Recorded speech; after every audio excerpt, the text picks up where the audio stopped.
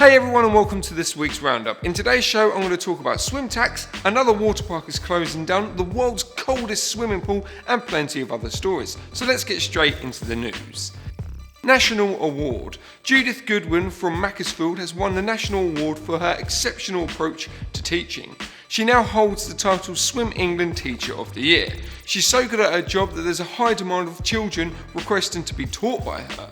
And what's her secret to encourage swimming? Well, she's always enjoyed swimming ever since she was a child. Seeing the smiles on children's faces when learning to swim encouraged her to push her training further, but also at the same time try to keep it fun. So well done, Judith.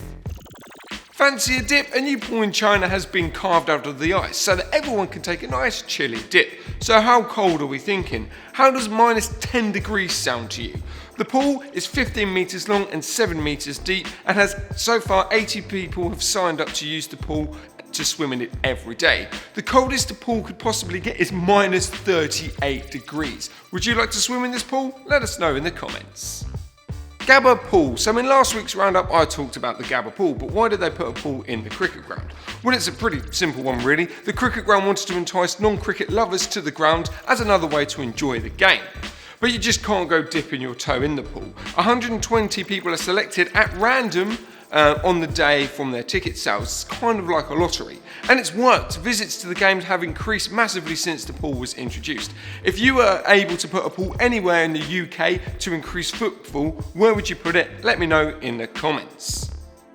Swim tax. A swim tax could be introduced to Fife in Scotland. The Scottish Government Cabinet Secretary for Finance, Derek Mackay, has recommended a review on tax of non-domestic rates. This means that leisure trust businesses will be losing their relief rates, which is quite a serious thing. This means they'll have to start paying bigger rates on their bills, meaning that prices will have to increase for everyone.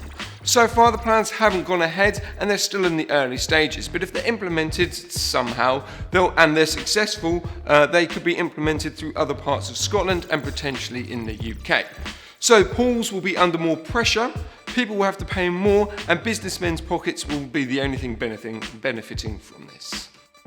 Cocoa Water Resort. So the Cocoa Resort in Cherry Valley Lodge has officially closed its doors. The weirdest thing about the news is that no one really knows why it's closed though. It's a popular pool for locals and visitors to the area. They let people know via Facebook that it was closing, which within itself is a very weird thing. And another strange thing about this though, they've closed just before the busy holiday period. Now Central Ohio has no longer got a pool and for no reason why at the moment. It's very strange. Empty pool, and our last story is a bit of a funny one. How disappointed would you be if you were to go to your local pool just for a quick dip, only when you arrived the pool actually has no water in it? Well, this happened to a lot of people who went to their local pool in the Isle of Wight, only to find out there's been some sort of equipment malfunction and the pool had been drained of all of its water. But because it's a swimming pool, they couldn't just fill it up with water and let everyone go swimming.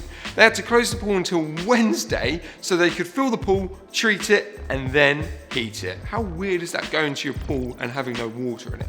Let's hope it doesn't happen again. Anyway, that's it for this week's roundup. I hope you have a great weekend and see you next week for another roundup.